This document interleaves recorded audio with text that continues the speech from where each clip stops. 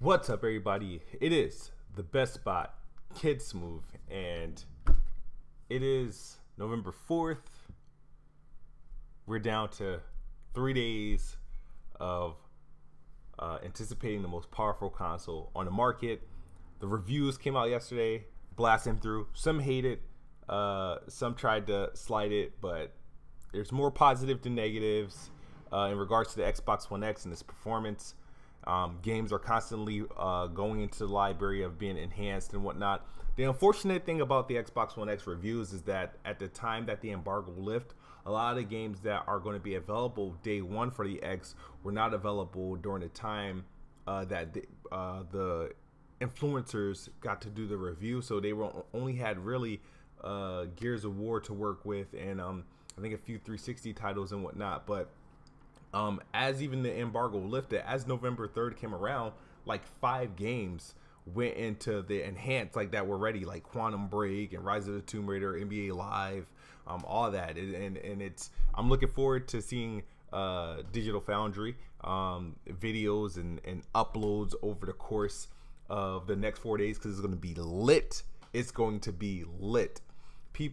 What I've seen on Twitter was amazing, because, you know, of course the Xbox people were going to share the positive stuff, but there was like those butthurt, those, I don't know what you want to call them, whether they be ponies, neutrals, whatever you want to call them, just try to point out the flaws or any flaw they wanted to point out. And there's people doing comparison videos to games that aren't even patched yet.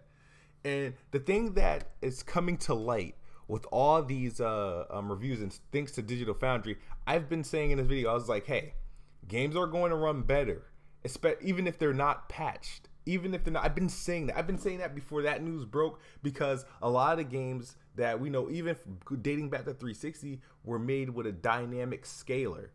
And there's going to be games that won't get patched, that are made dynamic, that the Xbox One X is going to be able to take advantage of.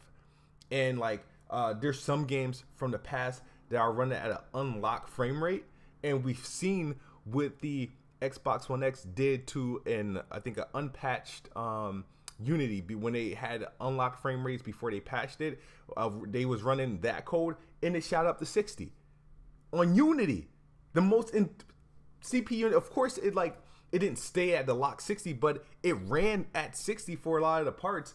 And then when it got crazy hectic, it'll go down to 45, but it's supposedly a 30 frames per second game. So that's a big deal. So then just think about, and now I'm actually interested in going back to some of these 360 titles, because imagine some of those games that were unlocked and some of the early launch games and stuff that were unlocked. I'm just interested to see what the console is going to do. I'm looking forward to playing Call of Duty Advanced Warfare on the Xbox One X, because that was a dynamic game. That was one of the I'm not gonna say one of the first dynamic games. It was one of the first terms we started hearing after we was like, oh, Xbox can't do 1080p and whatnot. I think Call of Duty Advanced Warfare was the first. It was like it did it dynamically or something like that. So it wasn't always 1080p. It was a weird resolution. But rest assured, for those who are interested in Advanced Warfare, you're gonna get that. You're gonna get 1080-60. You're gonna get 1080-60 on Advanced Warfare on the X. And I know it's an old game, but it just makes me wonder, like, man, like, imagine all those games. So I hope they Digital Foundry just like abuse its channel on like day by day, case by case, on like games that were dynamic on the 360, games that were dynamic on the Xbox One, to see what the Xbox One X does to it before the dev go and patch it. That's why I wasn't worried about Halo 5 getting patched or not, because Halo 5 and both Gears of War were both dynamic games. They were just going to hit their targets on the Xbox One X. It's good that they patched it for 4K and whatnot. That's great. That's amazing. And it looks like a lot of these developers like Microsoft and what they did with a lot of their games is that you couldn't really make 360 a future-proof console, but you can make the games future-proof by either unlocking a frame rate or having a dynamic, making it a dynamic scaler, being when you move these games to different platforms and different hardware, it can just kind of do what it does on that platform, take advantage of what power is available, and let the console do it itself. And that was an amazing revelation that we found out yesterday, even though I've said it many times before. So I'm just happy to see that come to light. So my hype is here. It is Saturday, meaning that this is my last weekend without an Xbox One X. Meaning after this weekend's over, actually, come Planet Xbox next week, we will all have Xbox One X. I might make everybody go on camera and just have the Xbox One X and the webcam. That's how we might do the show. Hell, I'm going to go on Weapon Wheel. I'm going to tell BG, I'm like, hey, I need the floor for about 20 minutes. Just give me the floor. I might not do that this week, but I'll do it next week.